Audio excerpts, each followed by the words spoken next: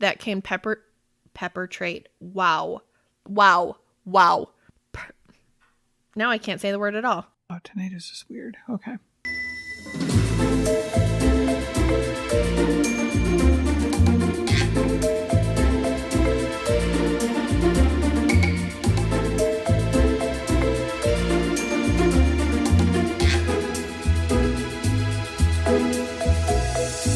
Hi, Allie. Hey, Celeste. How goes it? It goes. How goes it for you? It goes. It does indeed. Welcome to December, our first no fucks given November episode in 4 weeks. Yep, that's true. We don't know how to go anywhere with this because it's so I know. awkward. So it is a little awkward, and I so loved every single second of No Fucks Given November. So I'm excited to get back to being a normal podcast, and at the same time, I really loved No Fucks Given November. I love that that's what, clarifies us as a normal podcast. Well, we're back at it. We're still talking about taboo topics and taboo culture, and we're still together, and it's going to be amazing. Our journey is going to continue, and obviously we will continue to have racial conversations in the future because we have so many races and cultures and concepts that we haven't even begun to touch. So I think that that's going to be really amazing. Also, what is super interesting to me in a fascinating but also we all know how I feel about racism kind of way that there actually are a lot of themes of previous episodes that we've had in today's episode, which I was not prepared for at all. I had no fucking concept that at least 3 of our previous episodes would come into play, at least conceptually, in today's episode and topic. Ooh, I'm super intrigued by that. I know. You guys are going to hear a whole lot of special guest notebook today because I have 12 pages of research on this concept. Before we dive into your concept, though, should we go over what we're drinking? We absolutely should. What I'm drinking? Well, I am drinking. I am having water on the rocks. Hardcore. I know. I'm feeling tipsy. What are you drinking, my love? I am drinking a Borealis brew from Kiwana Brewing Company. I'm sorry, what was that? Say it again. A Borealis brew from Kiwana Brewing Company. I really just wanted you to say Kiwana again, because that's the brand that I can't say. Yep. It is an amber ale with coffee, and it is delicious, and the can is beautiful. I literally just picked up my phone because I was looking to see if that picture you sent me came through, and it didn't. And the reason Allie needs to send me a picture of this can is because as we are having this Zoom call, Allie looks like she's in a 1999 rock metal music video. I'm hardcore like that. Her screen looks like something out of Insidious, and it's just really intense. It's all red and grainy, and it's awesome. Fits my personality, red and grainy and awesome. Red and grainy and awesome, aka Allie. Oh, that's a super cool can. Say that again. Oh, we're on separate tracks. You don't have to say that again. Yeah, I thought so. That's why I chose it. I was drawn by that and the name. And the name. We are really very professional when it comes to choosing our beverages. Agreed. Well, fantastic. I'm so excited. Once again, you guys, we just want to say thanks so much for joining us for the intensity, and awesomeness. That was No Fucks Given November. No Fucks Given November. I just needed to sing it one more time. I needed to sing it once more. I love that. Thank you. And we're so appreciative of you guys showing up and sharing us and growing the podcast, especially during a month of very intense topics. Yeah, thank you guys. Seriously, we don't have nearly enough words to truly express to you our gratitude through this month. So thank you. Yeah, this was 100% grassroots podcast. So it's all on you guys to get us anywhere.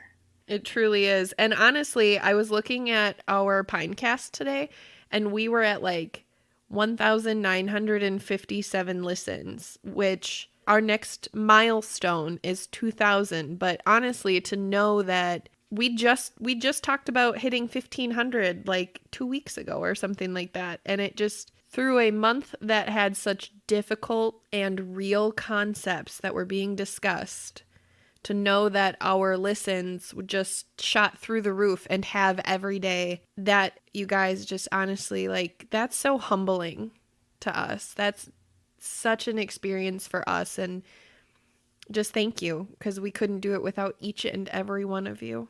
Agreed with all of that. Yeah. So now we're going to kind of kick it off. We're going to kick off December in our pre-No Fucks Given November fashion. Actually, pre-October fashion too, because October was a series month. Mm-hmm. So pre-October, Celeste and Allie, here we go. We're going to do series again. We have a couple of different things that we want to talk about in series, exactly like we did with No Fucks Given November and October, where we have a theme and we stick to that theme for the whole month. So you guys, please don't worry about us never doing that again. We are coming back for it. But for now, we're going to take a break and we're going to mix it up. And we have so many things lined up for this month. Like, it's going to be so cool. There might be some heavy, but also it's important. And honestly, Allie and I just flow with the time. We flow with what's going on around us. We flow with what's going on in the world and in our worlds. And honestly, like, December is just really spot on for the topics that we're talking about. So just know that we're back to our normal Allie and Celeste selves. We will have series again moving forward, but this month isn't it. Agreed. I was trying to think if I had anything additional to add there, and I really don't. You did amazing. So without further ado, shall we get into what today's episode will be about? I would love that. Okay. All right. So before I can truly tell everyone what this episode is about, I have a disclaimer before the disclaimer. I have a prologue. And the prologue is this. We had a listener reach out to us, which we so appreciate. And he had shared with us that he would be interested in us sharing our perspective on a kink or a fetish, which we absolutely are here for. We are about that. We are in no way ever going to kink shame anybody. We are not opposed to people and their preferences and their fetishes, unless, you know, like we talked about, racist fetishes, like that's wrong. But and as long as it's consensual. And yes, consensual, legal age, all the good things, okay? Like, go back to the porn versus reality disclaimer if you're confused on what we're talking about. But I really struggled with how to present this specific concept as a kink or as a fetish, because this specific concept is about a body type. In thinking about how to have this conversation while hyper-focusing on a body type in a purely sexual sense made me really uncomfortable. And that, I think, is purely because there is so much more to a person than just their body type. And there's also so much more to an intimate moment, even if it's not a long-term relationship, but there's so much more to a sexual experience than a body type. Mm-hmm. So although I'm not kink shaming, absolutely not, I couldn't present this conversation from the perspective of talking about it in the sense of a kink. So I'm going to talk about this topic in relation to body positivity and also attraction positivity. So it is going to be completely about how people feel about themselves and their own bodies, and also how someone else may feel very attracted to that body type, which is perfectly fucking normal. Yep. Like, that's perfectly fucking normal. So please, if you are somebody who falls into this category of this is your kink, we love you. You are entitled to have that. We are not shaming you. We completely support you. But for the purpose of our podcast, I couldn't present that kink in the traditional sense of a kink because people deserve more than that. And you deserve more than that. So that's my prologue. Was that fair? I think that's fair. All right. So now I can tell you what we're going to talk about today. So today's conversation is going to be about plus size body types. That is where I decided to take this conversation. Whoop, whoop. And you guys, the research I found, oh my God, I've literally been dying to share it with you. I even asked Allie last night, knowing she couldn't, if we could record last night because I just wanted to have this conversation. Please don't literally be dying ever. I'm dramatic. Can you just let me have my moment? Yes, you are. No, I can't. You're the worst. All right. So here is my plus size disclaimer so we can get into it because I'm so unbelievably fucking excited. This might be a little bit redundant to my prologue, but bear with me because not all of it is. This episode is in support of inclusive body positivity for men and women equally, in addition to being in support of attraction positivity. It is our position that as long as your health and life are not at risk due to your weight, you are perfect exactly the way you are. You are beautiful and worthy, and you deserve to live your life and love your body guilt-free. You are also allowed to love and appreciate your partner's body judgment-free. And that's it. That's my disclaimer for this whole episode. Beautiful and well said. Thank you. I lied. It's not my disclaimer for this whole episode because I actually have about 5 disclaimers in this episode, but that's where we start. Okay? Okay, deal. So the definition of plus size, according to Mike.com, like M-I-C-K. Okay, Nope, I was like, who's Mike? I lied. It's M-I-C.com, like a microphone. Okay. Okay. The definition of plus size women, specifically this, I'm actually going to take a step back before we get into the definition, you guys. As I was doing this research, I am the one who extended this conversation to be inclusive of men. As I was looking up plus size body types, which we will talk about this, I have a lot of information on this, but as I was looking up like plus size, like what that means conceptually, all that came back was women. So the first portion of this information is maybe a little bit geared toward only women, but I assure you I have tons of shit about men in here too. I think I have like one paragraph that I just saw up at the front, but then it takes a little break because all of the research I could find was about women. And I was like, fuck this. We need to talk about men too because I personally love bigger dudes. Like that's my type. Well, the thing is, the body positivity movement has kind of left men behind, I feel. That's honestly what my research led me to find, and that really fucking pissed me off. So I was like, fuck all of this, and I had to do a bunch of different, I went down like 800 rabbit holes to make sure that we had information that was body positive, inclusive of men. Good. It was not out there and easily available. Yeah. The way that it was for women, which just really upset me. Like it did. Mm-hmm. Sorry, I didn't mean to derail you. No, you didn't. You did amazing. And I agree. And you said it great. So thank you. So please know that my definition is specifically about women, but this is inclusive. Okay. So the definition of plus size women are women who are clearly defined on the clothing size chart beyond size 14. I added this. Men are not so clearly defined on the clothing size chart, and they are at TBD. Like there is not a size for men that indicates specifically this is where like quote unquote regular size men stop shopping and then quote unquote plus size men start shopping.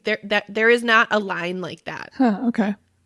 So I thought that was really interesting. Mm-hmm. Men's sizes are measured by inches in relation to the way that most men's clothing are made, per the sizing guide at ASO, the first company to introduce men's quote-unquote plus sizes to the market. The plus size men section goes up to 4XL, with its pant sizes being at a 44-inch waist, which means that men in that size or over are quote-unquote definitely plus size. Okay. A notable point. I'm sorry, what was that again? What inches? 44? 44 inches in waist and a 4XL in shirt. Okay, thank you. You're welcome. That is quote unquote plus size for men. Okay. But that's only according to this one place, the guide at ASOS, excuse me. I think I said it wrong before too. So if I did, I'm really sorry. According to ASOS, which is this company that founded plus size, quote unquote, clothing for men. Like previous to them, it was never on the market. Okay. So that's not to say that all men's clothing lines are made according to their blueprint, but they were the first people who were like, we need more sizes. Gotcha. A notable point for the plus size men information is that they specifically call out that a man's height has nothing to do with their sizing or determination of a quote unquote plus size man. A direct quote, the height can vary. You can be 5'5" with a 30-inch waist and still be a big guy, end quote. Which I understand because of spatial reasoning, that if you're not taller, but you're still wider, obviously like... I mean, there are different shapes out there. Yes, thank you. Mm-hmm. I was drawing a blank because I didn't want to say proportionate because that's not even fair. But according to this information, height has nothing to do with size, which I think is fucking bullshit, especially because when we talk about the women's perspective, height does play a role. Oh, interesting. Okay.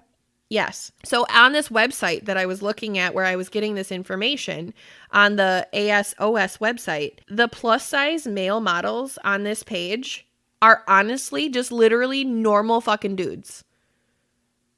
Yeah, that's their plus size model. Okay? Like, honestly, some of them were really muscular and that's what made them a quote unquote plus size dude.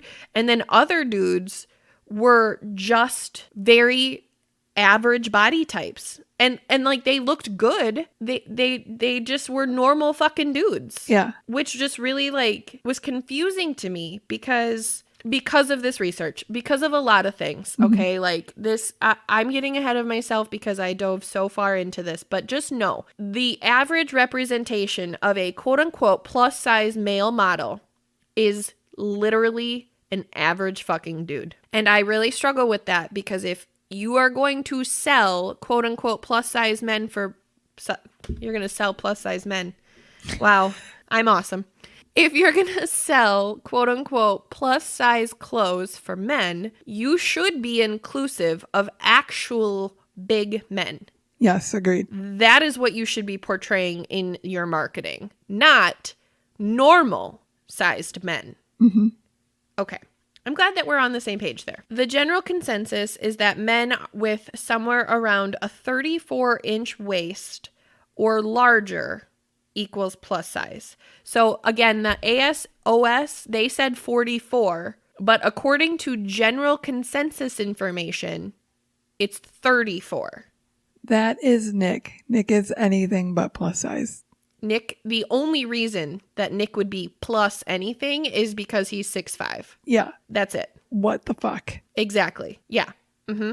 So that really pissed me off. So we're going to go back to where did this start? Okay. Like conceptually, where did larger clothes for anyone start? This is back from Mike.com. And it's the same article where I got the definition of plus size woman. Okay. The term quote unquote plus size, you guys, I'm going to stop saying quote unquote plus size because this episode is about that. So you guys are just going to get sick of me saying quote unquote.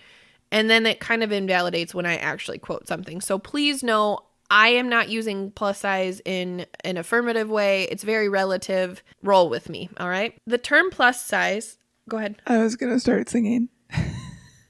Sing. No, we're good.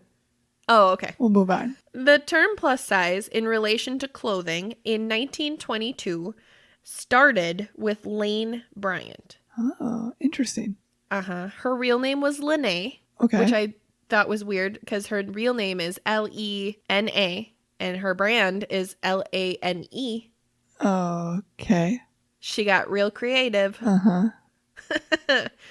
So Lane Bryant, or Lene Bryant, whichever she felt like being that day. She started advertising for quote-unquote Mrs. Plus sizes, which offered larger versions of the same clothes that were in the Mrs. category, meaning exclusively for women, so no men's clothing at this point. Okay. Reports indicated that this clothing line was originally thought of because of pregnant but non-plus size women.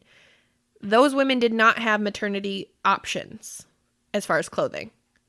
So Lane Bryant literally was like, pregnant women deserve clothes. Let's make them clothes.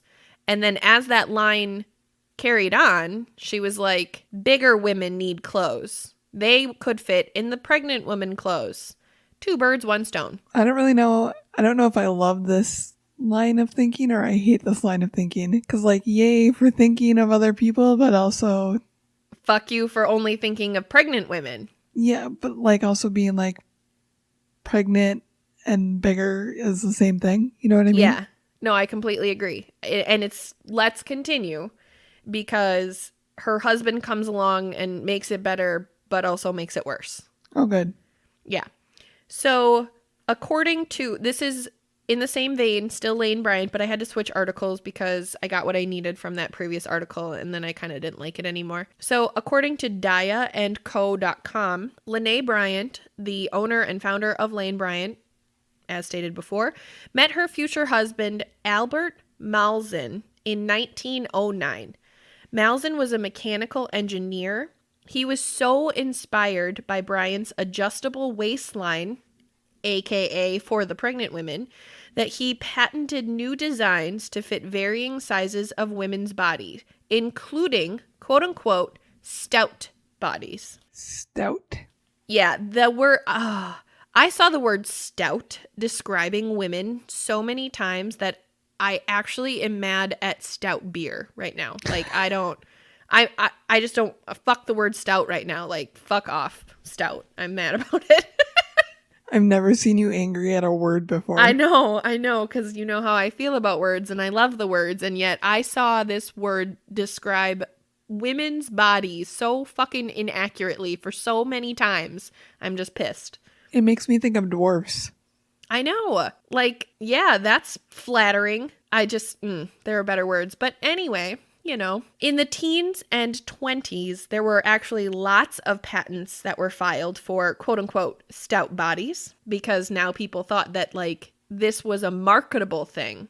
It wasn't only like a need for society for women who are not a size 0, but also like, oh, hey, we can make a fuck ton of money doing this. Let's file all the patents. Oh, great. Yeah. Malzahn used his engineering background to understand the quote-unquote stout women's curves and surveyed over 4,000 customers. Between his research and cross-referencing with insurance information relating to 200,000 female policyholders, Malzahn found that women with a bust size of 44 plus shape were different from the standard sizing and grading system. Now, I have a slight note. Ding, ding, ding. That's my note. That's my note sound, okay? Because I have a couple of these. Okay. This is where I mentally said to myself, Celeste, cue the BMI concept, body mass index concept, and we're going to come back to this concept of the body mass index, because I'm like, what the fuck? So there's that. Back to my notes about Malzahn. Okay. Noted. There's also a lot of hand gesturing happening right now. It's like you're trafficking air control. I don't know what to do with my hands right now, and I'm loving it. This is what I have for you. That's a rude one. I don't know what to do with my hands. Leave me be. I'm ready. Hit me with the next thing. All right. Malzahn's research led him to find that women's body, especially above a certain type, varied greatly in shape from person to person. What a fucking rocket scientist. To simplify things, he established and published the 3 most... Stop laughing. Why are you laughing right now? Because of your reaction. What a fucking rocket scientist. Breaking some new ground there, Copernicus. I'm just so mad at this shit. Like, this is fucking stupid. I just love that reaction. It was perfect. I just kept going. Like, that wasn't in my notes, I promise. No, it was perfect. All right. So, to simplify this, he established and published the 3 most common shapes he experienced in his research. There was the quote-unquote full-busted woman, the quote-unquote stout all-over woman, and the quote-unquote flat-busted woman. Although these terms don't really stand a century later, the thinking behind these distinct shapes actually still influence plus-size fits today. By the 40s, the quote-unquote ideal woman's figure was asserting itself in the fashion industry, and that image being tall, athletic, and quote-unquote well-rounded. Tall, athletic, and well-rounded? Yeah, you know, so like J-Lo, and just women who are athletic but still are curvy. And although those women are beautiful, so are women who don't look like that. Mm-hmm. So I'm really annoyed that the fashion industry and capitalism and consumerism really has defined what beauty is, which is wrong, in my opinion. Which is super interesting to me too, because high fashion seems to focus on girls who are very small. I don't disagree with that at all. And I honestly, I have to give credit where it is due. I have seen more recently that there are companies that are trying to be more inclusive of different body types. But I do agree with what you're saying in the sense of like Milan fashion or fashion globally is portrayed in the sense of very petite women. Yeah, agreed. So shit got really bad for the plus size woman between the 1940s and the 1980s when the term plus size became the descriptor of choice for sizes 14 and up. So previous to the 1940s, they just had extended sizes. And they didn't even call them that. They just had and offered sizes that ranged.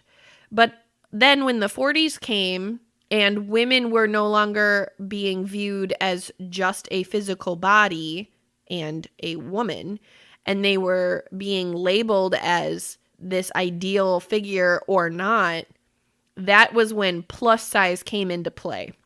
So truly, they put that cap on saying your body is no longer normal after this size. Mm-hmm. Okay, fuck that. Which is so fucked up. Exactly. And then also I made a note in here to say, introducing at some point the term BBW. I know that you were not sure what the term BBW meant. So for anybody who does not know what BBW stands for, according to thatsister.com, BBW is another word for plus size women, but the phrase plus size is missing a key part that stops them from being completely synonymous. As previously mentioned in this article, aka the article that I was reading about BBW, plus size is commonly used in the fashion industry to point out women whose body type is above the quote-unquote average size of all women. Some people think BBW stands for big boned women. Others believe it stands for big black women. But what it actually stands for is big beautiful women, which I appreciate. Okay, I want to acknowledge that. I do appreciate the correlation and that exclusivity in that concept of BBW. To be big can and does mean beautiful. Mm-hmm. I do appreciate that. But here I want to say this because this bothered me through the rest of my research. And also on Tuesday, it was Kelly's birthday. Shout out to Kel. Happy birthday. Happy birthday. And we had a little birthday celebration for her. And our friends started talking about my research because I was like, that was the day that I worked on it and I was obsessed and it was just all a thing. So I really want to say right here that I very much disagree with this concept of plus size as a whole, especially with clothing for men and women. I truly don't understand why it isn't just women's clothing or why it isn't just men's clothing. Mm-hmm. And also something that I personally didn't really get into because although there's nothing wrong with it, I am not a plus size woman. what I didn't realize, and I sort of saw in some articles, but then some of our friends who were here at my house on Sunday were talking about this. Let's pretend for 1 second that we're in a store, okay? We're in just a normal department store, like a Kohl's. Mm-hmm. The plus size department is like in the back. Yep. It's hidden. It's like this terrible secret in the store. And one of our friends was commenting about how frustrating and demoralizing it is when she goes shopping because she has to walk past the junior section and the women's section and then the maternity section, and she sees all of these super cute options for these specific body types, and then she gets to her section that fits her body type, and it's filled with nothing but like muumuus and cheetah print and solid colors and floral. Yeah. She literally was like, you have no idea how many options I have if I like floral, if I like cheetah print, or I like dark solid colors. Anything else, I'm totally fucked. Why is that? I don't have an answer. I know you don't. I'm asking, I want us all to think about this. Dear listener, think about this with us. Why can't I get the same exact shirt that you would get? And let's just say this. Let's say this for listeners who might not know what we look like. We're not the same fucking body type. Mm-hmm. I have boobs. Mm-hmm. You don't. Are beautiful exactly the way you are. But why couldn't we go shopping together and get the exact same shirt and have it be the exact same thing and be so cute, except it fits you and it fits me? Mm-hmm. Why is that not a thing? And then also, my friend Amanda, why couldn't she also have that same shirt that fits you or fits me? Like, why couldn't it all be in the same section? Exactly. So I needed to say that out loud because, again, that was something that she had shared with me, and I didn't really know that because I don't shop in that section. And it makes sense to me that I've never seen this before because, again, I'm never like hiking to the back corner of the store because I don't really have a reason to. Is it? Okay, this thought just occurred to me. Is it because they think that certain profiles, what's the word I'm looking for? Are you thinking, I'm not trying to interrupt you, and if I'm totally not in the right vein, stop me. But are you thinking that by putting it in the back corner of the store, it's actually offering some sort of privacy? Oh, no. I was thinking having it like as it's set, not back corner of the store, no excuse whatsoever. Okay. I'm wondering separate section because certain clothing profiles work better for women that are bigger. You know what I mean? I do know what you mean, but let me offer what Amanda shared with me, which I didn't know this. What she was saying when we were having this conversation was that she shops at Meijer specifically because Meijer is size inclusive. You can go from a 2XS to a 4XL on the same exact rack. Nice. Which is how it should be. I agree. For men and women. And also, let's say this, for fucking kids. Mm-hmm. I hate shopping for kids' clothes in the store. And like, I have no concept of when the 5T stops and the 6 starts. Because I'm in the baby section and I can find 6s in the baby section. But then I can also find 5Ts in the boys or the girls section. It's ridiculous. Just put it all together. Just make this easy. Make this an actual consumer experience. Don't make me hunt for it. I agree. All right. So I'm glad that we explored that. Now I want to switch gears and go into my notes specifically say BMI bullshit. I love that. Maybe the name of this episode. Who knows? So this information came from elemental.medium.com. And the article was called The Bizarre and Racist History of the Body Mass Index. And then I was like, we need to fucking read this article. So let's talk about the invention of the body mass index, which I have some very particular feelings about. I'm going to read the pieces of this article that I pulled out. And then I will interject my thoughts, but just know every time that I start speaking in non-Celeste words, I'm reading from this article. Gotcha. Okay? So, here we go. Body mass index was invented nearly 200 years ago. Its creator, Adolf Quetelet, was an academic who studied astronomy, math, statistics, and sociology. So he's basically Allie. Okay. I literally wrote that. My special guest notebook says that. Oh my God. But he's not good. I know. I didn't know that at the time. Notably, Quetelet was not a physician, nor did he ever study medicine. Well, seems Again, like a good person to be making assumptions. About people's body mass. And you guys, I need you to hear me say that we're talking about if you go to the doctor and you get your after visit summary report, this fucking number is on that report. If you don't know what we're talking about with body mass index, maybe you're not fully an adult, because like this is a very common thing and this is scientific. This is supposed to be. We are told as a society that BMI is a scientific fucking process. And although it is, it has nothing to do with your body. Important. So Quetelet was best known for his sociology work aimed at identifying the characteristics of un moyen, which is French for the average man, whom Quetelet represented the social idea. Ding, ding, ding, ding, ding. Celeste notes say, born the concept of body type preference, stigmas, and body shaming. 200 years ago. That's when this actually started. Wow, okay. Quetelet was Belgian, publishing works in Western Europe. During the early 19th century, a boom time for racist science, which, you know, who knew racist science was a fucking thing? We did know that. He is credited with co-founding the School of Positive Criminology, quote unquote, which asserted the dangerousness of the criminal to be the only measure of the extent to which he was punishable. So the crime determined the punishment. All right? Okay. That was this concept of positive criminology. That's where the concept of murder is paired with sentencing that looks like 25 to life. Okay. This was born here. He did that. Well, he co-founded it. So I have another ding, ding, ding.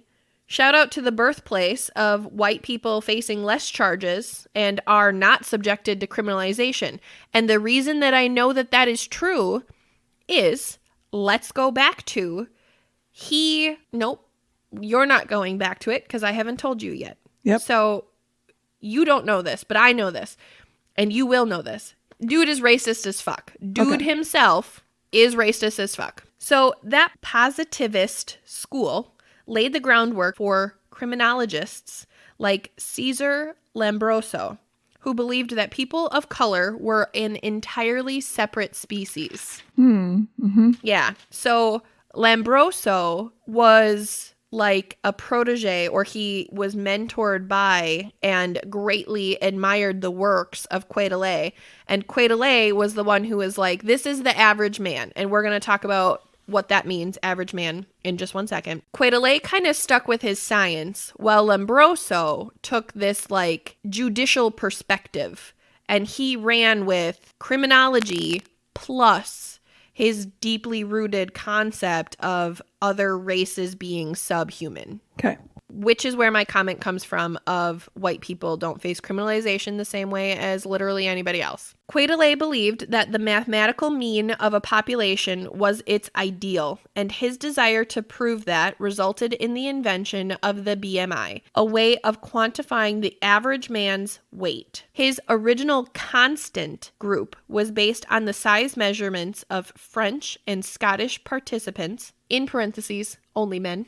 The index was devised exclusively by and for white Western Europeans. So let's think about that for a second. Let's think about 200 years ago, French and Scottish men. I did a little bit of research on this, but not a whole lot. But when I say 200 years ago, French men, do you imagine large men or do you imagine small men? Small. You're not wrong. I don't imagine anybody large because 200 years ago. Thank you. Because 200 years ago, the average height for men was 5'5". The average height for men now is 5'8". Oh, holy crap. Yeah.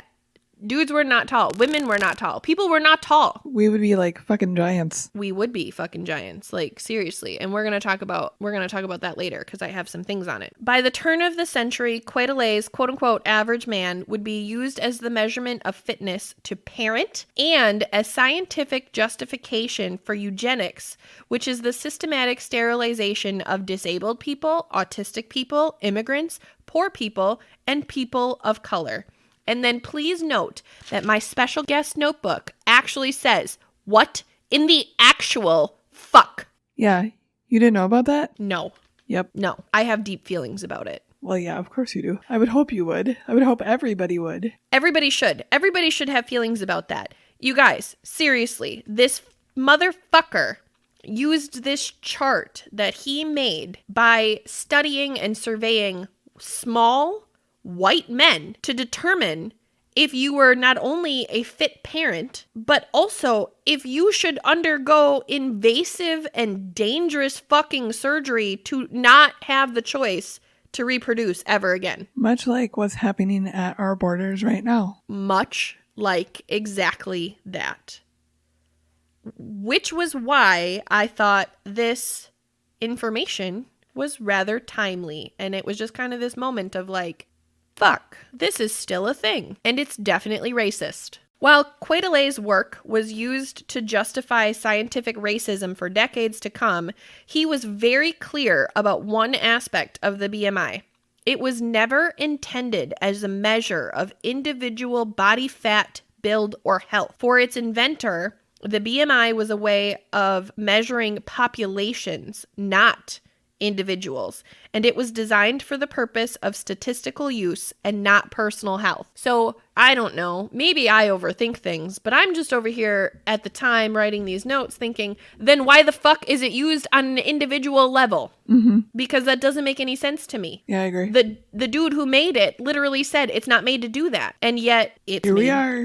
Here we are. I have thoughts. We will get into them. I am still on the elemental.medium.com page, same article, just I kind of bounced around at this point because the quotes got a little bit less direct, but the thoughts were still there. So a bunch of paths were taken in the lifespan of the BMI and its uses, some remaining medical, some reflecting for insurance purposes, blah, blah, blah, blah, blah. All right. In the 70s, new studies were done to try and gain a better perspective on a more quote unquote diverse group. 75,000 men from 5 different countries were studied to bridge us to the most recent study, according to this article, in 2011, when the data was showing that the results of this were in the quote-unquote obese range about 50% of the time, especially in Black, white, and Hispanic women.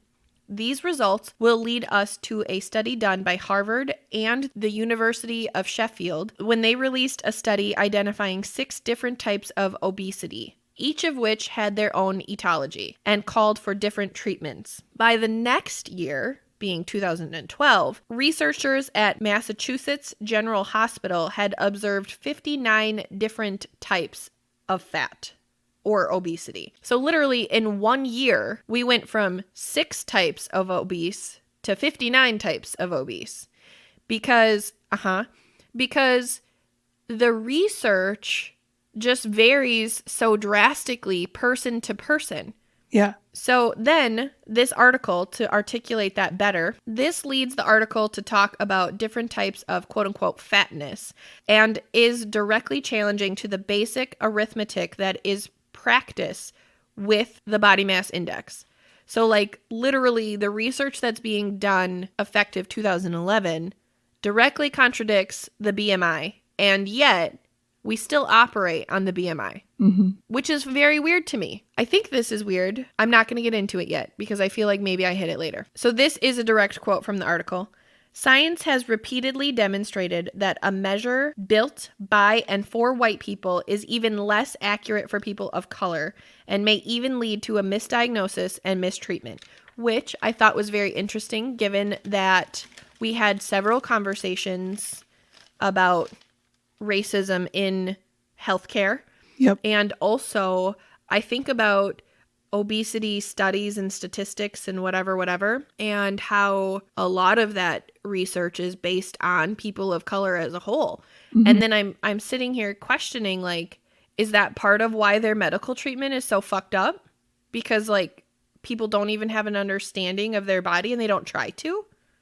So here's one disclaimer about obesity. We will have an episode on quote unquote obesity, but for the content we are talking about today, I'm honestly going to stop here with the obesity research and that concept as a whole. Just know that this concept is deeply rooted in our society, American society, but I think obesity is an issue in different places all over the world. It is likely the information that is being put out about quote unquote obesity issues and rates and statistics that aren't always medically sound. That's, I think, deeply contributing to that concept of obesity taking over the world. Yeah. I'm not saying it's not real. I'm saying I think that the information is misconstrued. If you are someone who is considered quote unquote obese or above like what they say you should be on the body mass index, please do what you need to do for you. Like, we want you to hear us say that. If it relates to your physical and mental health, like, that's all I care about. That's all you care about. Yes, agreed. So, like, we don't want you guys to hear us say that there's anything wrong with being obese. I'm going to share with you, according to the body mass index chart, I'm obese. And I mean, I mentally struggle with my body image, but I know for a fact that I'm not unhealthy. Like, I know that. So that just goes to show at 5'9" and 200 pounds, I'm considered obese, which is so fucked up because, again, I'm not unhealthy. If I were at the weight that I'm supposed to be according to the body mass index chart, I would look disgusting. I would look sick. I think it's like 140 pounds or something like that. Could you imagine me being 140 pounds? Well, I'm 5'10" and I weigh 154, so it kind of gives you an idea. Now I'm curious where you fall. Can I look? Do you mind? No, I don't care. Let's look, because I'm very curious. Calculate your body mass index. Your height, 5 feet 10 inches. Fuck off. I don't want metric. 5'10". And you said 154? Yep. All right. Your BMI is 22.1. According to this, you are in the quote-unquote normal weight range for your height. Woohoo. But let's go back. Remember how in our porn versus reality episode, you compared yourself to a stick? You're very thin. You're beautiful and you're perfect and you're amazing. But you're thin. You're very lean. I take it back. You're not thin. You're very lean. According to you. I'm sorry, are you arguing with me? Yeah, I also have issues with my body. You're fucking beautiful and I don't want to hear it. Okay, so I lied. According to this, I am quote unquote overweight, which is fine. Like, it is what it is, whatever. But it doesn't change the fact that, again, that scale isn't representative of actual fucking people. And it is not supposed to be used on an individual basis. All right. I'm glad we explored that. I appreciate that we explored it. Agreed. So the other disclaimer that I have before I keep moving forward is this. The other huge branch of this conversation would be to get into eating disorders and body dysmorphia and other mental illnesses perpetuate body shaming of yourself and or others. This will also be an episode that we have at a later time, okay? So, like, body dysmorphia is real, and I'm pretty sure you just heard Allie and I say that we both have it. So, we recognize that, and we're gonna talk about that, but regardless of how you feel about your body and how you see your body, let's go back to Allie and I saying, as long as you are healthy and your life is not impacted negatively by your weight, we think you're beautiful, we think you're perfect. Men, women, children, just that's it. We love you exactly the way you are. Yep. All right. So we spent a lot of time talking about the history of women's figures and plus size clothing, but this social stigma is very evidently applicable to men also. So let's go back to that concept. All right. So we're still in this history piece though. Welcome to the stage, Big and Tall. Okay. The concept of big and tall. So this information came from Landsend, LANDSEND.com. And what I really struggled with about this website was, although it was very informative, it also was very, it was basically a plug. This website and its history, every time you reached a different section, they were like, if you fall in this category, you can find clothes here. And then it gave you like the brands and the stores and the companies that you could go to buy from. Yeah, of course. So it was informative, but at the same time, it wasn't realistic, I felt. I felt like it was very marketable, and I didn't want it to be that. I wanted raw, real data. So please know from the information that I gathered from this, the reason that it might not sound like raw, real data is because they didn't really present it that way. And we kind of just have to roll with the punches a little bit. So the first thing I have is what is quote unquote regular? According to this article, this range can range, range is range, between extra small to extra large, and pants usually go by an easy to follow concept of waist and length measurements. Shirts like men's polo shirts and dress shirts usually go by detailed neck and chest measurements. If you constantly find that you're pushing the boundary of an extra large in quote unquote regular shirts, or get frustrated at pants that are too short or too tight, then check out your options in big, tall, or big and tall. That's literally what the website said. So what is big? That's like the next piece that it brought us to. Big men have larger measurements across the waist, chest, and hips than what can be accommodated by regular sizes. Also, a direct excerpt from this article. What is tall? This one blew my fucking mind. Quote unquote, tall is defined by 6 feet 2 inches or taller on average is the height in the tall section of clothing. Tall shirts are perfect for long torsos. End quote. I feel like that's really fucking tall. You feel like 6'2" is really fucking tall? Yeah, I feel like the average male nowadays is not 6'2". Like, I feel that's on the very tall end of things. And see, I struggle with that because I have the exact opposite thought process. And maybe this is because my physical preference is for taller men. I'm not ashamed to say that. I'm attracted to taller men, right? Like, I think the shortest boyfriend I ever had was like 6'2". So I just don't think 6'2" is that tall. And I think that because when I'm in my favorite shoes, I am 6'2". Yeah. And I don't feel that tall. I think because I surround myself with people who are taller than me. I don't have an answer for you. I just think it's really interesting that we're not arguing. I just think it's interesting that like we hear the same exact number and we have completely different opinions about if that's tall or not. But okay. Also, I think interesting because your husband is 6'5". Yeah. But he's tall. I know. 6'2" is also tall. I think 6'2" is really average. Shout out to Jordan at Dad's Unequal. Sorry, you're nowhere near these height requirements. But we love you so much, and it's true. We do. We love you, but you are the gnome for a reason. So, what is big and tall? Literally, the article said, put the big and tall definitions together. Well, yeah, touche. Touche. I wrote that part of the article. Yep. Good job, Landsend. So that's some information about plus size clothing, the body mass index, and how truly like all of this comes together. And then I went into this thought process of now that we understand the history, let's talk about some body positivity and also attractedness, because that's really the direction of this episode, right? Mm-hmm. But in order to understand why this is a taboo concept, we definitely needed to understand the history. Oh, yeah, definitely. I got this information from a website called Revelist, Revelist, Revelist, yes, Revelist.com. And the article is called, Dear Men, My Body Positivity Has Nothing to Do with Your Approval. I have a note on this section of information that I'm going to share because I loved this article and I loved what this article represented. However, for the conversation that we're having, I felt that it was really important to call out that this is not an anti-men conversation. Mm-hmm.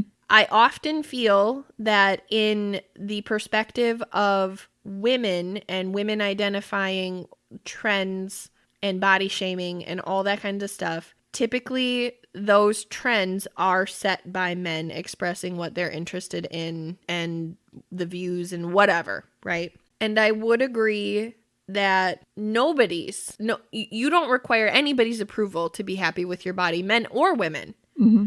But I think that that's what I wanted to say, because like I just didn't like that this article made it specifically against men, while you and I are also talking about men face this too. Yeah. And I just didn't like that this article was not inclusive of that. But I also understand empowering women. So that was my call out. So the article said, quote, "We as a society are so conditioned to the idea that a woman's purpose is to be pretty, attractive, and constantly conform to new ideas of beauty," says eating disorder survivor and body activist Millie Smith. We are so much more than that. Some people don't like change, and they also don't like to see someone who isn't perfect by society's views loving themselves, as it's not what they're used to. So I think that's where I shamelessly plug, shout out to fuck haters and point your toes. Like, Yep. Fuck everybody and what they think, as long as you're happy with your body. That's all that matters. Mm-hmm.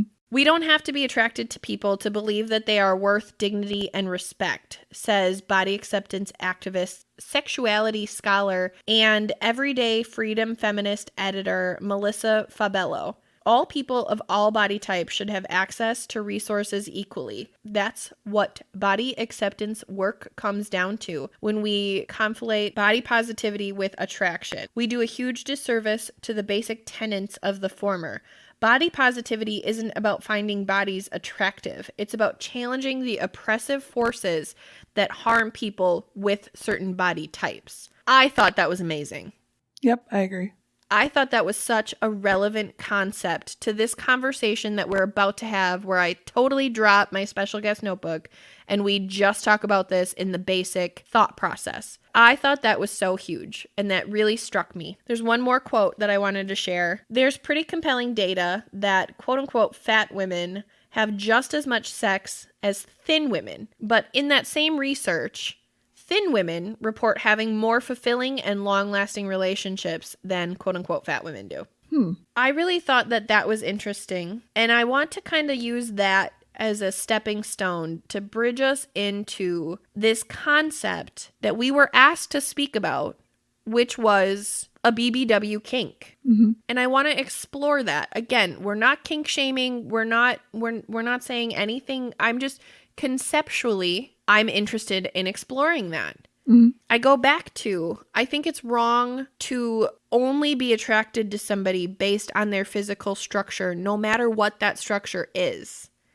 I think that's wrong. Like, obviously, attraction should be there. I'm not saying that you shouldn't be absolutely 100 billion% attracted to your partner. You should be. But if the only reason that you're with your partner is because you're attracted to them, and then we take that to like one more level, and the only reason that you're attracted to them is because they're outside of this quote unquote societal norm, that feels yucky to me. I guess I have a different opinion of that if we're just talking about sex.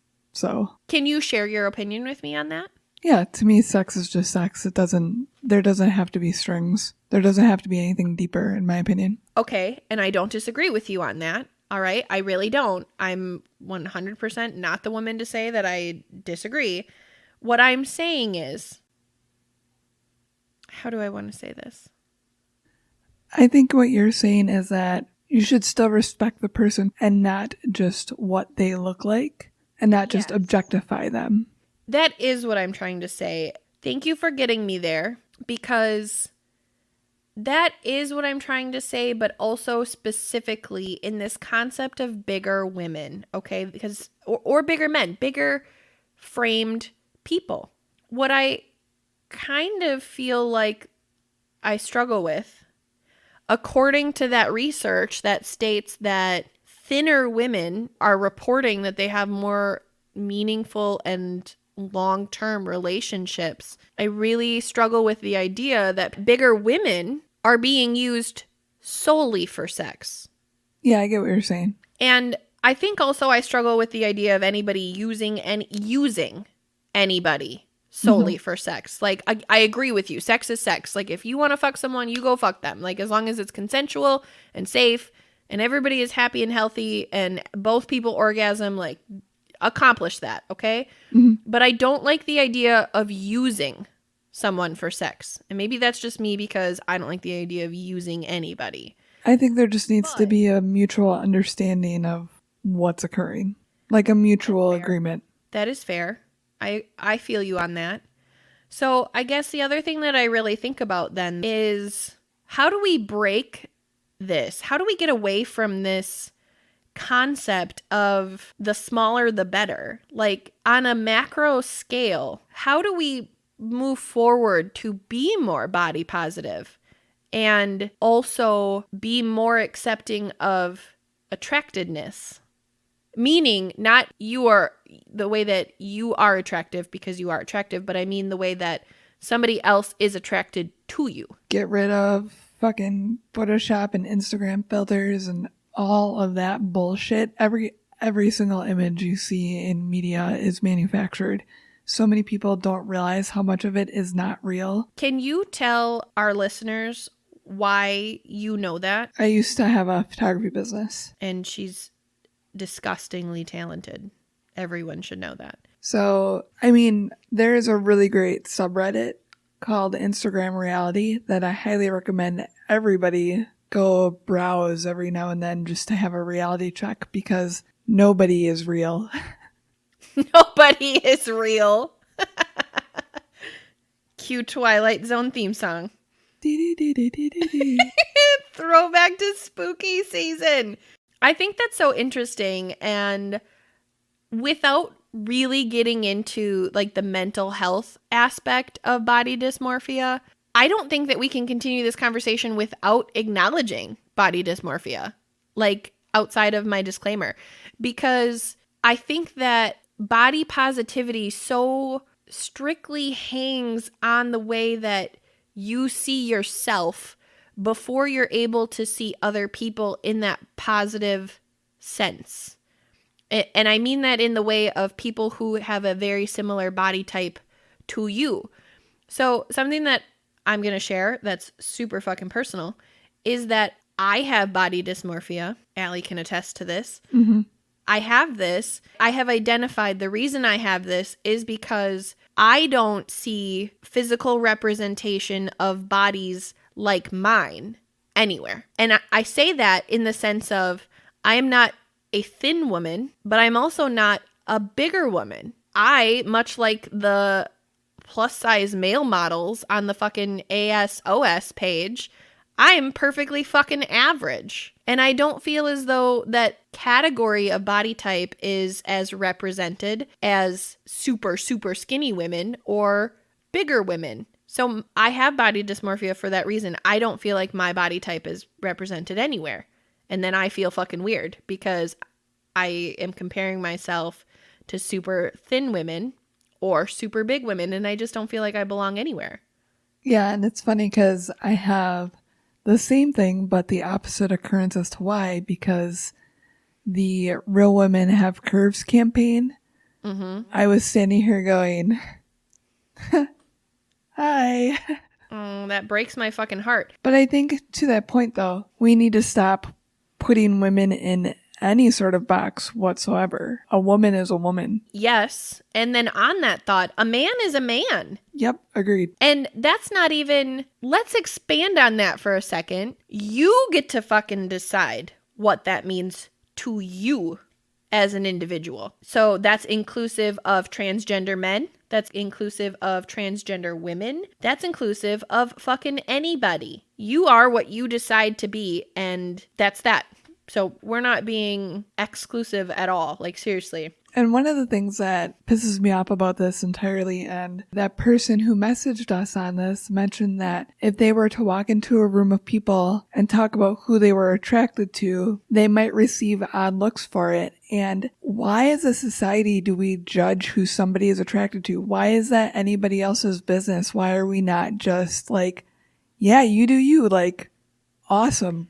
I don't understand. I don't understand that either, except what I want to offer to that is some of that research that I found, being that the quote-unquote average person, according to Adolf Quetelet, was the ideal.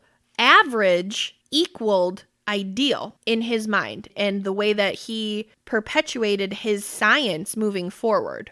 So, like I said before, like that is truly where the concept of body shaming started. But the fact that 200 years later, we're still talking about that principle is super fucked up.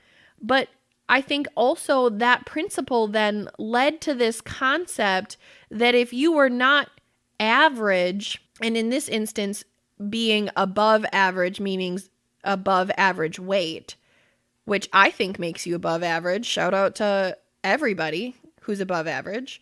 Not that that makes thinner people below average, but I'm just saying shout out to everybody.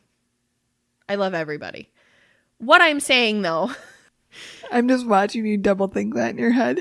I know. This is why I'm drinking water today. What I'm saying, though, is this concept of idealism brings forward also the concept that if you are not in that bubble, you are not ideal, meaning there's something wrong with you, meaning that you must be lazy or you must be unhealthy or there must be something medically wrong with you that is making you, forcing you to be outside of that ideal scope. And some people, regardless of if this is your business or not, some people can't control that.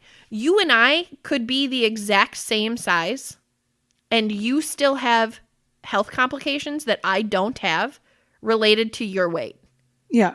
And that could be said about anybody on any side of the spectrum, thin or large. So that's kind of where I was going before in saying that obesity is truly, and fatness, right? We discovered that there are 59 different kinds of fatness according to 2012. Like, who knows where 2020 has brought us? Mm-hmm. But what I'm saying is that's such a relative term. Obese is such a relative fucking term, and it's demoralizing. Yeah, agreed. So I think where I'm coming from in this concept of our listener who had offered this subject, getting those shameful looks for appreciating body types that are outside of the norm, comes from that concept of, oh, well, he must be attracted to slobs because she's thick as hell and clearly she doesn't take care of herself. Like, that's not fucking true. Mm-hmm. She might be incredibly active or he might be incredibly active, and it doesn't change the fact that their body type is just this way. Mm-hmm. That doesn't mean they're not healthy. Doesn't mean that they don't take care of themselves. It means their body type is just this fucking way. And I go back to, that's none of your fucking business. Yeah, and that's my big thing is stop trying to impose your will on other people. Yes. I like brunettes. I lean towards brunettes in women. I like dark-haired men. I'm not out there going, blonde men and women are fucking disgusting. Ew, she's blonde. I just don't understand anybody I just don't understand. I truly don't understand. Somebody out there is attracted to Steve Buscemi, and let me tell you, he is not anywhere on my radar, but whoever is attracted to them, go you. I love Steve Buscemi so much. It's not even funny, but you're not wrong. He's a unique appearance. But you're not wrong. Like, somebody finds him attractive, and that's amazing. Like, seriously, cheers to Mrs. Buscemi, because he's an amazing actor. He's a great fucking dude. He used to be a firefighter. This is how much I love Steve Buscemi. He used to be a firefighter before he became an actor. And on 9/11, he went into fucking Ground Zero and he was helping. He volunteered. That's a good fucking man. Yes, okay? I agree. So back to your concept, though. Who gives a fuck what he looks like? Mm-hmm. He's a good fucking man. And he's maybe good in bed. Like, awesome. He's perfect for someone. Mm-hmm. Anybody who could come along and say that he is, or not even just Steve Buscemi, but anybody is unattractive, that's your opinion. And you're entitled to your opinion, but just because you have an opinion doesn't necessarily mean that you should share it. Or even if you could share it, but not in trying to impress it upon somebody else. Yeah. I think that's fair, but I go back to thinking about this listener who walks into a room and he sees a woman who he thinks is a fucking 10. She's a dime. And everybody else in this room sees the same exact woman and thinks she has a significant weight issue. Mm-hmm. Or she's just big. Because something else that I found in my research was that bigger women does not include taller women, which just pissed me off, and I'm going to get into that in a second. But back to this scenario, okay? Everybody else in the room thinks that this woman is unhealthy, and I'm going to use the word gross because, like, that's kind of the scenario we're talking about. They're judging. They're being very judgmental, all right? In that situation, I don't believe that anybody else in the room has any right to share their opinion on that woman's attractiveness or not. Yeah, I agree. Like, it's just not appropriate. It's just not. Mm-hmm. And it's not appropriate because, one, if you're not attracted to this person, their attractiveness level does not affect you. Mm-hmm. It just doesn't. Yeah. And that could be said about any kind of relationship, honestly. Like, if you have an issue with lesbians, don't be a lesbian. If you have an issue with gay people, don't be gay, right? Like, seriously, it's that fucking easy. If you're not interested in larger men or women, don't have sex with larger men or women. Like, it's not complicated. Yeah. And it's also none of your fucking business. That's a very good point. I think I wasn't thinking of it in that terms, and I appreciate that aspect of it because I was thinking of it more in the I'm not attracted to blondes, I'm attracted to brunettes, so a non-harmful comment. That's fair, but I feel like society has taken away those non-harmful comments as even a conception. Yeah, that's very true.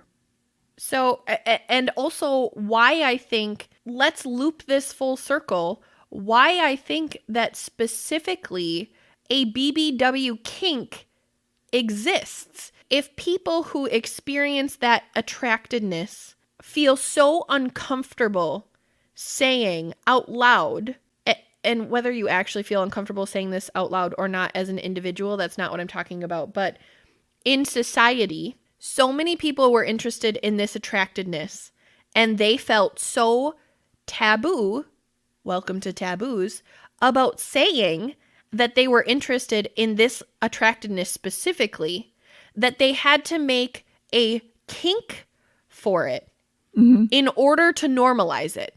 That's why I think it's wrong. Not that you are, in fact, interested in people of larger stature. That has nothing to do with what I think is wrong.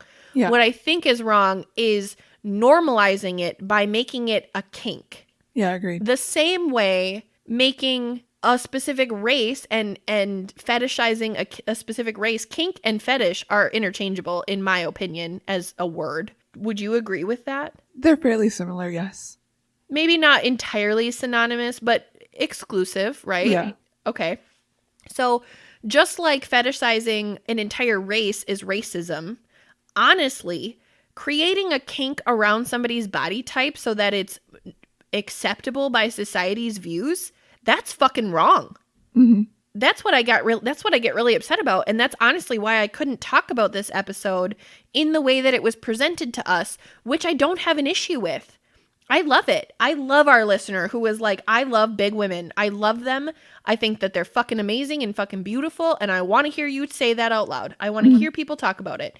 I love that. I'm fucking here for it. I think you're talking more about society's boxing it into a kink and not just accepting that it's okay to be attracted to people of all different body types. Yes. Yes. That is my issue.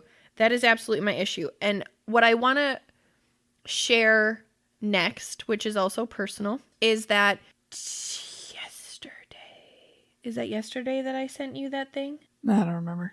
I think it was yesterday. I found this thread on Twitter and I lost my fucking mind. There is a woman on Twitter. Her handle is Big Body Bae, and she posted this thread that was a shout out to tall women, right? She's 6'5" and she's fucking stunning. And as a taller woman, I'm 5'9", right? So I'm technically in the quote unquote tall women category. And the only reason I know this is because men feel so often inclined to comment on my height, which I think is really annoying because I don't feel like I'm that tall, especially when I surround myself with men who are 6'2" or above. Like, I'm not that tall. But it's not just men.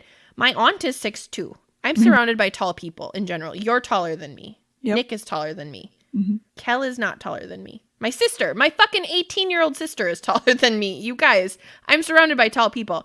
So I personally don't feel like 5'9" is tall, but I get that comment a lot. So I see this thread and I'm like, oh, damn. When I wear my shoes, when I say my shoes, I mean like 40 of the 42 pairs of shoes that I own. I'm 6'2" on average because I live in heels.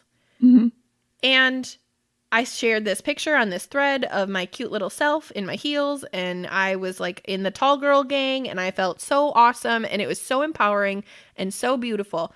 And it was the first time that I ever personally acknowledged that I am a tall girl and that tall women are attractive to other people. And I don't know why I associated, I don't know what part of either my dysmorphia or society has made me believe that tall women are not as desirable as short women, but that's how I've always viewed it. Like, I just did. I don't know. For me, it was being called gangly growing up. I hate that anybody would say that to you. I genuinely want to punch every motherfucker that ever said shit like that to you. You'd have to punch a lot of sixth graders. I'll punch every single one of those fucking sixth graders. I will. Right to the mouth. You know, I had a thought, and I'm kind of looping back for a second, but I want to say it before I lose it. Say it, baby. I was thinking about how we can say that we are attracted to different body types in a sexual nature. Like, that turns us on. But we can't say that we're just attracted to them, that we find them beautiful, that we find them literally attractive, that it has to be a sex thing. All right, I'm going to pull an alley. Do you mean you and I, or do you mean as a society? I feel like as a society, I feel like that's what makes being attracted to the quote-unquote unstandard body types okay, is if it is a quote kink, a sex thing. If you have a turn on to a body type, that's okay. But to say that you are attracted, just attracted, find beautiful, that body type, it's not as accepted. I agree with you 1,000,000,000%. I honestly do. And something that I want to add to that I really struggle with is why. I think I'm actually just going to reiterate what you're saying, but I'm not doing it intentionally. My question is, I think the same as yours. My phrasing is, why can't I compliment a man or a woman that I think is beautiful without wanting to fuck them? Because I think a lot of people are fucking beautiful and I have zero desire to fuck them. So was that your question? No. Oh, here I thought I did really good. I mean, I compliment people with no intention. Well, you don't have intention either. I don't have intention either. I compliment people and I don't think they think I have intention. But I think that that's a very normal thing. And okay, so something else I saw on Twitter today, I forget who posted it, but this woman tweeted, "Ladies better stop complimenting me because I think you're flirting with me." I think that's real. I think that's where I'm coming from. And I don't just mean that from a woman perspective. I think that that's a very, very fucking drastically disproportionate thing where just because somebody compliments you does not mean that they're flirting with you. It does not mean that they're attracted to you. Maybe they're just appreciating something about you that has nothing to do with you physically. I don't know who said that or if we know them, but I think that's an egotistical comment, honestly. You're not wrong, but I think that that's a very common misconception in society. Like, seriously, think about that. How many times have you ever been to a bar where you were being friendly with someone and they thought that you were like interested in them? And you're like, no, I'm married. I'm not interested. And they're like, but she's definitely interested. Let me buy her a drink. Literally never. I've gone to bars like 4 times and they've all been with you. That's a fucking lie. We so got hit on. You so got hit on the Pokemon pub crawl. You did. That one dude, I think his name was Sam, he wanted to take you home so fucking bad. And you just didn't know. You had no idea. Oh my God, I thought you knew this whole time. This is really disturbing. I don't even know who you're talking about, so clearly, no. Now you make it sound like I'm creating false memories. Allie, did we go to a Pokemon pub crawl? We did. Did we or did we not speak to the opposite species, the opposite sex? Species is wrong. Also, did we or did we not speak to the opposite sex at this also pub the crawl? same sex, yes. And the same sex. Okay. Do you remember the 2 men specifically at that Irish pub downtown? I remember people, but I don't actually remember people. Listen, I was busy catching squirtles. And psych ducks. That was such a great day. You guys, now I'm talking to you because clearly I can't have this conversation with Allie. Dear listeners, for anybody who has ever approached somebody or been approached by somebody who offered a compliment and took it to a place where it was not intended, it was not meant to be, oh, I really want to hook up with you. It was really just meant to be like, I think that you are a good-looking human. I literally say this all the time. I do this. I'm just saying, I think that this is a more common thing in society than you experience clearly, or you recognize, because I have literally watched it happen to you, and you were oblivious to it, apparently. Cool. I like being oblivious. I like you. My main point I wanted to bring up was it had to be a sex thing versus a just thinking they're beautiful thing. Yeah, and I agree with you on that. I agree that that's an issue. How do we change that mentality, though? Like, how do we get to a place where you can just genuinely see someone's beauty on both sides, okay? Like, on both sides of this conversation in this scenario.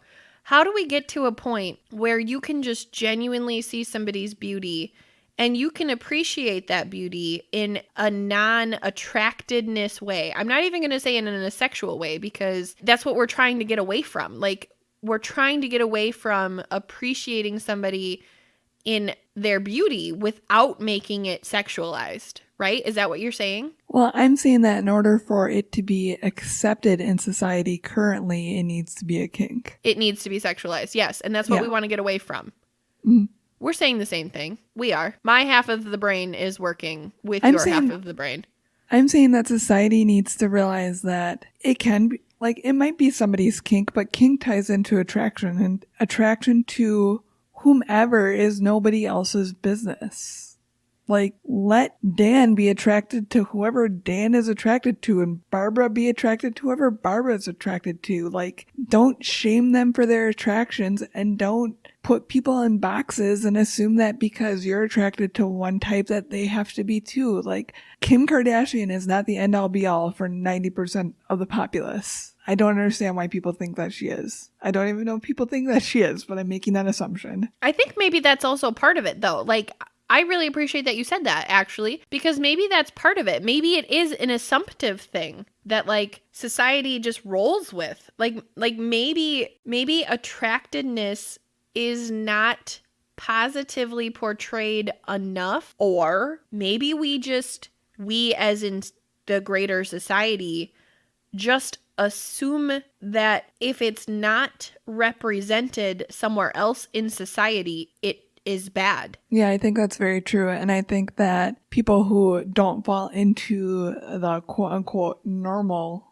range are afraid to speak out about not falling into that range because they're afraid of being ostracized. Yeah. And then, so back to that assumptive position, right? In that exact train of thought, if there are 10 people in a room and all of them are attracted to, this is a body positive episode. So specifically, we're going to stick in the vein of like bigger people, right? 5 men, 5 women. Everybody in the room is attracted to quote unquote bigger people. Mm-hmm. Does everyone in that room assume that being attracted to quote unquote bigger people is bad? Like, you're in a room of people who you would be attracted to, But does everybody assume that it's weird to be attracted to that body type? So then all 10 of those people don't acknowledge it. Oh yeah, definitely. I think society has taught us that that specific body type is to be shunned and there shouldn't be perpetuated. Therefore, yeah, we shouldn't be attracted to it. I guess, yes. The other thing, it's not just in the sexuality sense though. It's in a sense of dignity. It's in a sense of respect. Like, why don't bigger people deserve the same respect and dignity as a very athletic person, like a very athletic appearanced person? Mm-hmm. Like, why is that? Society assumes that there's less effort put in. Which is, I go back to my statement previously, that's fucking wrong. Mm-hmm. Because that in itself is assumptive. You are assuming that this person does not care about their body or things need to change. Like, that's the other thing. And here's where I want to go with this. Honestly, this is where I want to take this fucking shit. Why that fucking pisses me off so much is because I genuinely sense that it all comes down to capitalism. I really do. So this is part of my thought for our obesity episode when we have an obesity episode, which y'all have heard that I take obesity very relatively because I think it's bullshit. But they slap this label on us, right? Doctors, society, the media, Hollywood, sometimes even our own families, friends, people that we work with, slap this label on us being anybody, okay? But specifically for this conversation, we're talking about people who are overweight and or obese. So now you have this concept in your mind, something is wrong with me because I don't look like this. And you go to the doctor and your doctor says, you're really overweight or you're obese or whatever. This needs to change. But why? Like, if I'm not unhealthy and my life is not impacted by my weight, why does it need to change? Mm-hmm. But that's the question. But let's just continue with this scenario on my thought, okay? So I say, okay, doc, I think I'm okay, but clearly I'm not. So how do I lose weight? And then the answer comes in of this medicine will help you lose weight. This gym membership will help you lose weight. This weight loss program will help you lose weight. This, all of these things will help you lose weight. And every single one of those things costs something. Mm-hmm. And it costs you something to be at the doctor for them to tell you you need to lose weight. So it's just this constant, like, never-ending, perpetual cycle of money. It's a money fountain. Mm-hmm. And then not only are people profiting off of you hating your own body and constantly trying to strive toward this thing that you'll never achieve because now you've been conditioned to hate your fucking body, but also you're putting money in the pockets of every single person along the way. Mm-hmm. And those people are telling you that you're fucking wrong for being exactly the way you are. That is my other issue with it. Yeah. I think that that's wrong. I really do. I think as a society, we need to be better. Mm-hmm. We need to move beyond those stigmas of anybody's body type being anything, right? As long as you're healthy and your life is not at risk and your health is not at risk, who gives a single fuck? Mm-hmm. And I probably sound hypocritical because I've already admitted that I have body dysmorphia and I don't necessarily love my body. But to a degree, that's not my fault because society has presented this constant of what beautiful is, and I don't look like that. Same. There are millions of people who just said same with us. Mm-hmm. And I think that that's truly what I want our listeners to hear us say in this episode is fuck society's perspective of your body. And that's really hard. Or fuck society's perspective of what you find attractive. Yes, the two go hand in hand. They honestly do. Not mutually exclusively, but for this episode, yes. Yes, absolutely. Thank you for saying that, because I sort of for a moment got off of the attractiveness train, just being body positive, but you're totally right. Fuck that. And I know it's hard, okay? Like, Allie and I both said we have this, so we know it's hard. I have no idea how to actually say, fuck society for not loving my body exactly the way that it is, and encouraging me to not love my body exactly the way that it is. Fuck society for doing that. It's very difficult to move beyond that, but I want to. I'm determined to do that. I want to appreciate my body for everything that it does and can do. I'm super flexible. I made a small human who's pretty fucking amazing.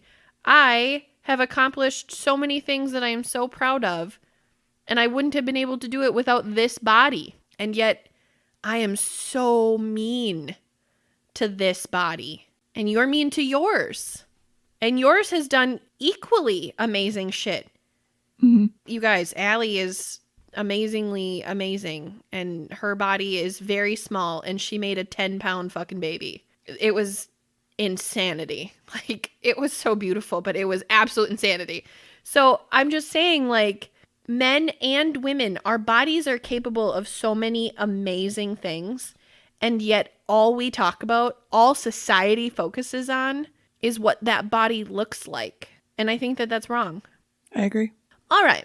I loved exploring that with you. I really did. I really enjoyed this conversation intellectually. I felt like we were in a little car and it went all over the map, but the map was a ton of fun, so I enjoyed the ride. I also feel like that. We navigated so hard. Oh my God. Okay, I want to tell the Navigate So Hard story. No. Yes. No. Yes. No. Why? Because it's not relevant. But you just made a map reference. How is it not relevant? If you'd like to hear the Navigate So Hard story, please subscribe to our Patreon for 1 month, and then I can make Celeste record our Navigate So Hard story, and I'll put it up for 1 month. 1 month, she says. Oh, fine. I won't tell the Navigate So Hard story, but it's so good. So, we did navigate so hard, and I did appreciate it. I enjoyed all of it. What did you learn while we navigated so hard?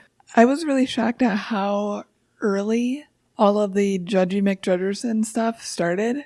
Mm-hmm. Because, like, Greco-Roman art and such didn't depict... Well, maybe it did. I don't know. I'm not fantastic at art, so I could be mixing up my statues and all that jazz. But a lot of classical art didn't depict extremely thin women, so... No, I completely agree with that. I also don't have a ton of solid art references, but I do know what you're talking about, and I agree.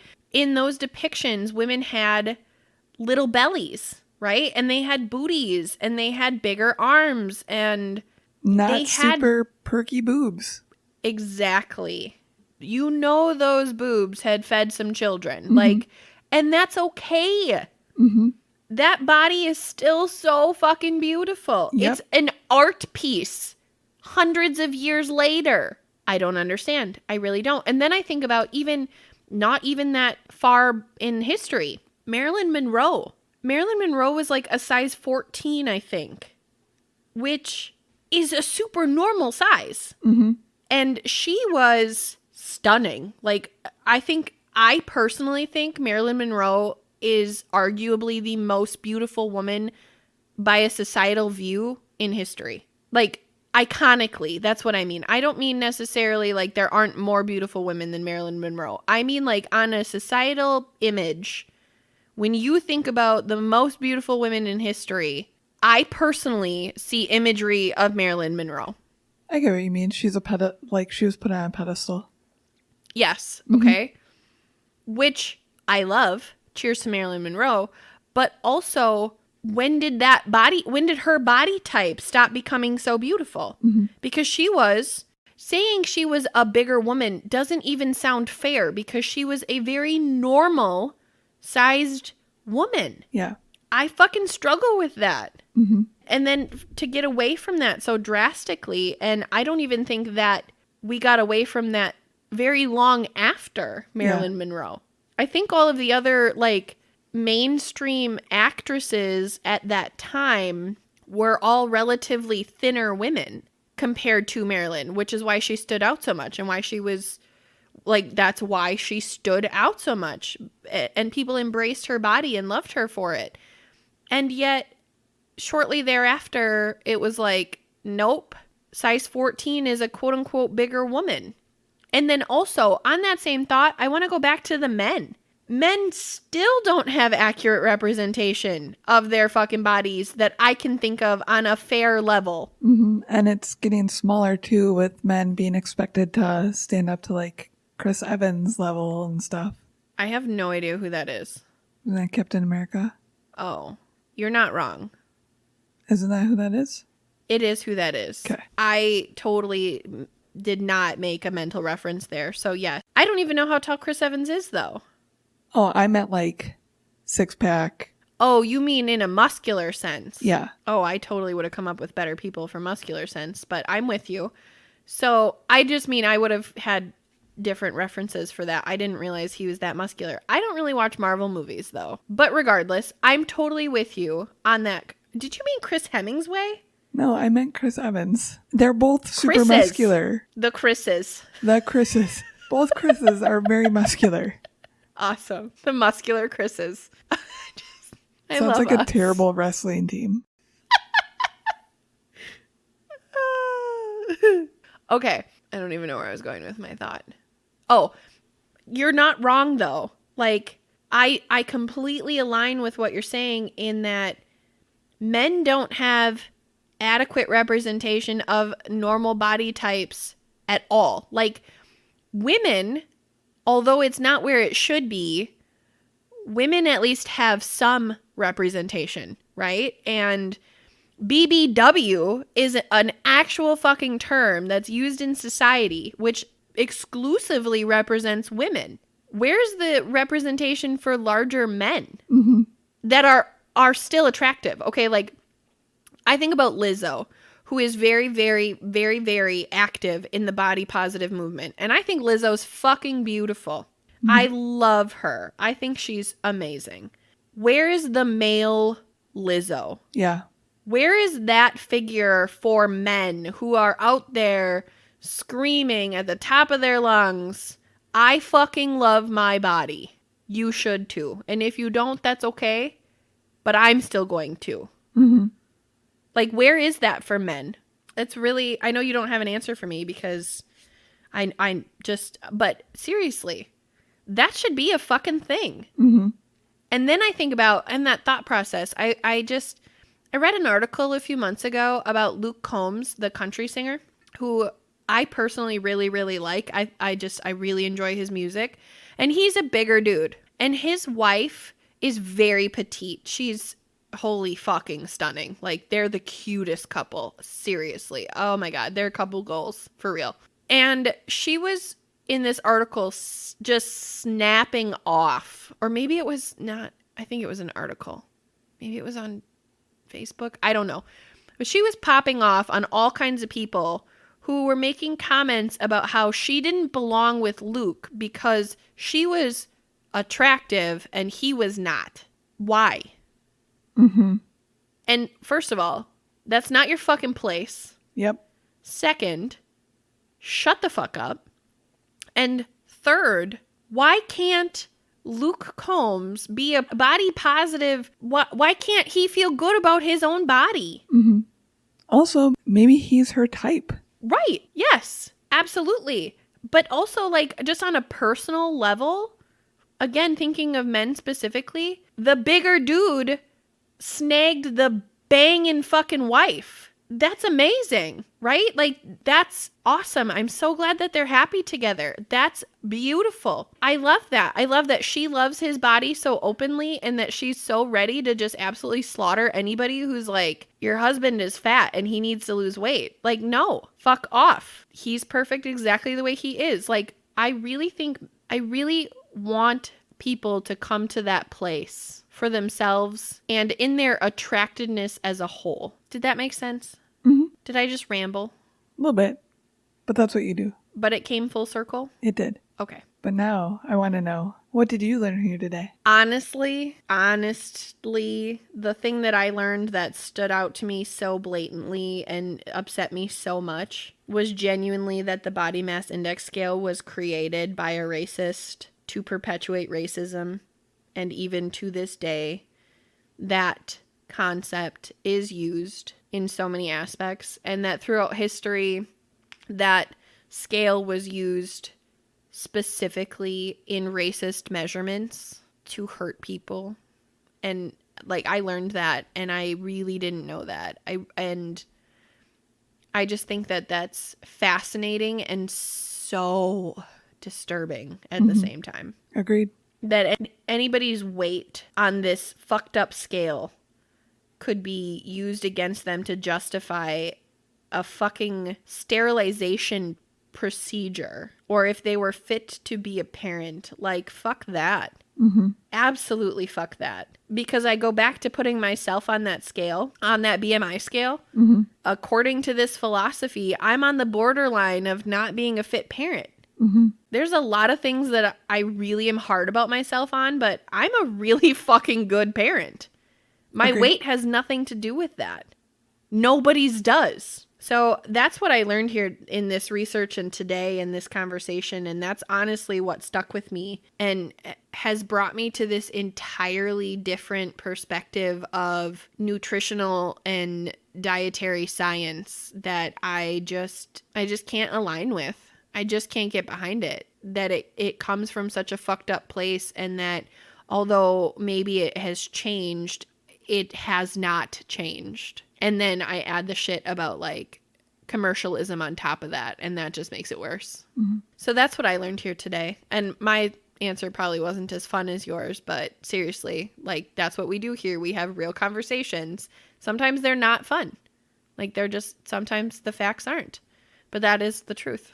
Yep, agreed. But on a positive note, I think it's important that we really, really seriously acknowledge, and it's not even a learned thing because we both came into this conversation of this position, but I think it's important that every single one of us acknowledge that it's okay to love your body, no matter what that means. And it's okay to love other people's bodies, again, no matter what that means.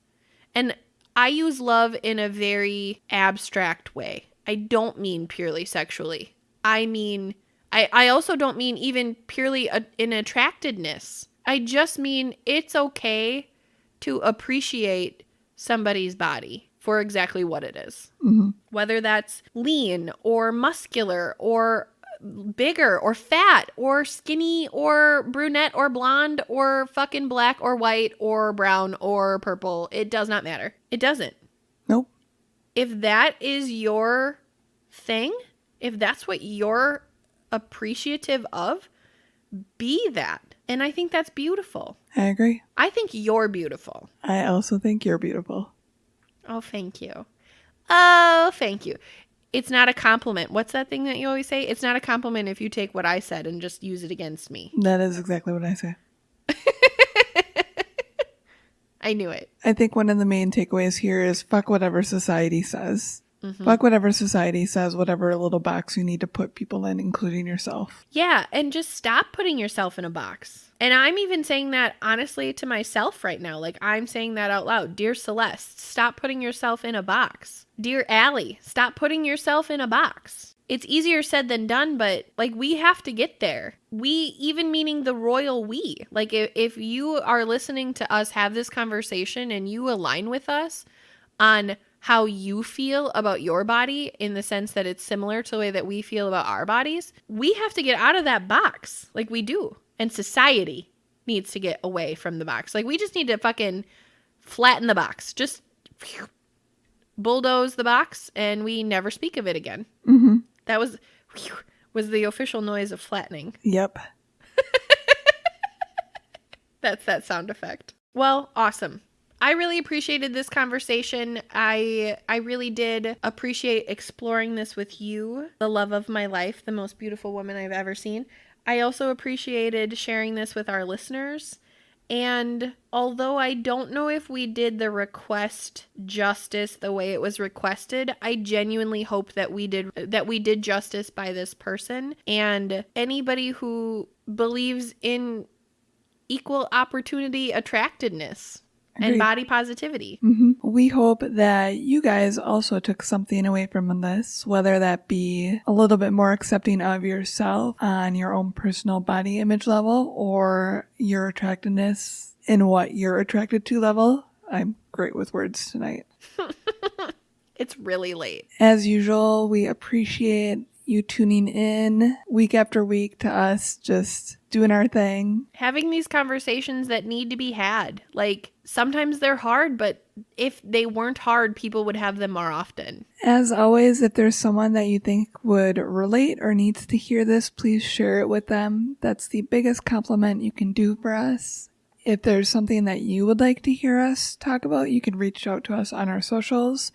We are on Twitter, Facebook, Instagram. Twitter and Instagram are Taboos the Pod. Facebook is just Taboos Podcast.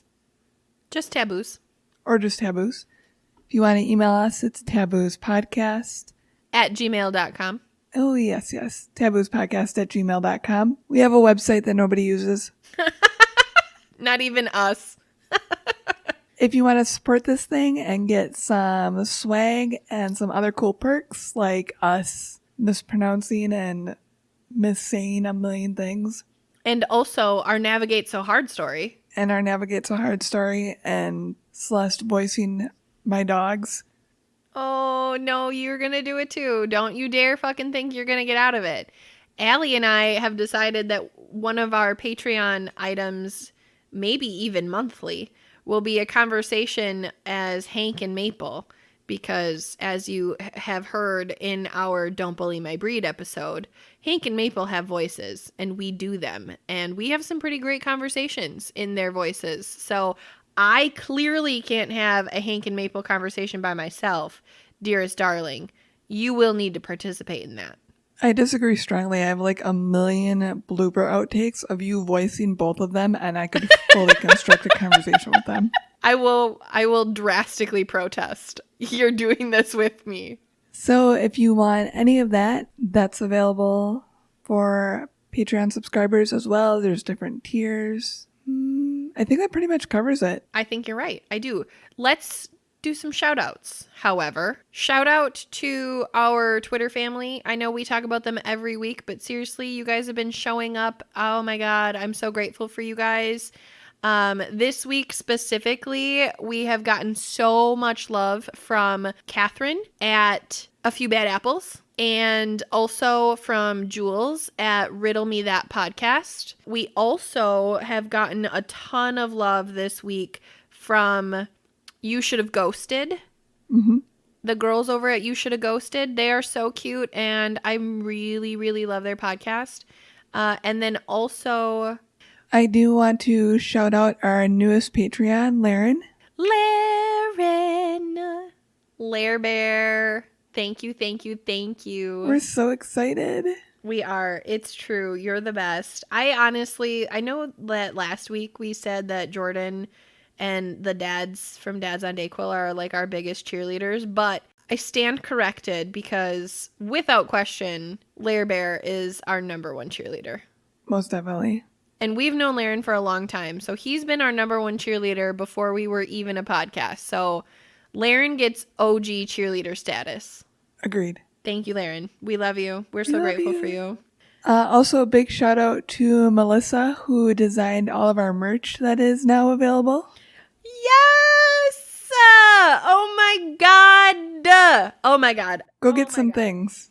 All the things. Oh my God, you guys. I didn't even know that we were announcing that in this episode. Holy fuck. I'm so excited. Figured it might as well because we have like multiple designs up now. We have multiple designs up now. Woohoo! And yes, I'm going to capitalize on that because I've known Melissa since kindergarten, and Melissa is so beautiful and so smart and so talented, and oh my God, absolute heart of gold. And she offered to design our merch for us just because she's talented and she likes that shit, and she knocked it out of the fucking park. And I'm so grateful. I love her. Her work is so beautiful. She's so talented. Specifically, she drew our little skeletons, not our typical skeletons that are on our definition tiles, but specifically the little cartoon skeletons. She drew those by hand, and I'm floored because when I draw shit, it actually looks like shit. So I'm very envious of her talent. I am.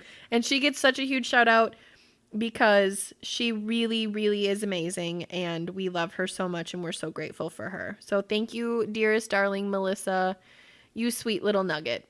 Thank you. And I think that's it. Yeah, I think that's it. I do. December's going to keep rolling on, you guys. We have some other really interesting topics this month, and we are really excited about it. So stick around, stay tuned. Subscribe, share, rate, all the things you do with podcasts that you appreciate and you like. And we'll catch you next week, okay? And on that note, do you be taboos.